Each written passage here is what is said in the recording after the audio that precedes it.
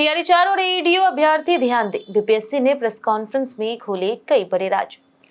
नमस्कार। बिहार में सरकारी शिक्षक और शिक्षा विभाग की नौकरी की तैयारी कर रहे लाखों अभ्यर्थियों के लिए इस वक्त की खबर बेहद महत्वपूर्ण है। बीपीएससी की ओर से टीआरई-4 को लेकर के कई बड़े सवालों पर स्थिति साफ कर दी गई है। वहीं दूसरी तरफ एईडीओ भर्ती परीक्षा रद्द होने के बाद दोबारा आवेदन और नई परीक्षा को लेकर के भी अभ्यर्थियों की चिंता बढ़ी हुई थी। अब आयोग ने इस मामले में भी अहम जानकारी सामने रख दी है। तो आखिर टीआरई-4 की परीक्षा कितने चरणों में होगी, नेगेटिव मार्किंग रहेगी या नहीं, और एईडीओ अभ्यर्थियों को क्या फिर से फॉर्म भरना होगा? आइए पूरी खबर आसान भाषा में समझते हैं। सबसे पहले बात करते हैं शिक्षक भर्ती परीक्षा यानी कि टीआरई-4 की। बीपीएससी के एग्जामिनेशन कंट्रोलर राजेश कुमार सिंह ने प्रेस कॉन्फ्रेंस में साफ कर दिया है कि टीआरई-4 की परीक्षा 2 स्टेज में ही आयोजित की जाएगी, यानी कि परीक्षा को एक ही चरण में कराने की मांगों के बावजूद आयोग अपने 2 स्टेज वाले फैसले पर कायम है। आयोग का कहना है कि देश के कई राज्यों और अलग अलग भर्ती आयोगों में भी परीक्षाएं 2 चरणों में आयोजित की जाती है। उत्तर प्रदेश और हरियाणा जैसे राज्यों का उदाहरण देते हुए बीपीएससी ने कहा कि टीआरई-4 को इससे अलग रखने का कोई उचित कारण नहीं है। आयोग ने यह भी बताया कि आर्थिक अपराध इकाई यानी कि ईओयू की ओर से परीक्षा व्यवस्था को लेकर कुछ सुझाव दिए गए हैं। इन सुझावों और परीक्षा की पारदर्शिता समेत तमाम पहलुओं को ध्यान में रखते हुए टीआरई-4 को 2 स्टेज में कराने का फैसला लिया गया। अब बात उस मुद्दे की जिसको लेकर के अभ्यर्थियों के बीच काफी चर्चा थी, यानी कि नेगेटिव मार्किंग की।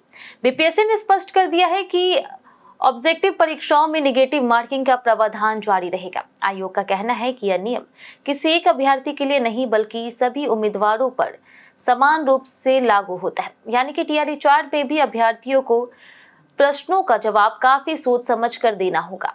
हिंदी और अंग्रेजी माध्यम को लेकर के लगाए जा रहे आरोपों पर भी बीपीएससी ने सफाई दी है। आयोग के मुताबिक आवेदन के समय अभ्यर्थियों से यह जानकारी नहीं ली जाती कि वे परीक्षा किस माध्यम से देंगे, इसलिए आयोग के पास हिंदी या फिर अंग्रेजी माध्यम के आधार पर अलग अलग अभ्यर्थियों का कोई डेटा ही उपलब्ध नहीं है।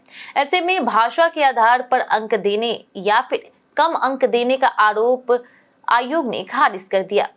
वहीं 60% से ज्यादा अंक आने पर दोबारा जांच को लेकर के भी स्थिति साफ की गई है। बीपीएससी ने बताया कि यदि किसी कॉपी में 60% से अधिक अंक आते हैं तो उसकी दोबारा जांच की प्रक्रिया होती है, लेकिन इसका ये मतलब बिल्कुल नहीं है कि अभ्यर्थी को 60% से ज्यादा अंक दिए ही नहीं जा सकते। अब सबसे बड़ा सवाल, टीआरई-4 की परीक्षा आखिर कब होगी? फिलहाल आयोग ने निश्चित तारीख घोषित नहीं की है।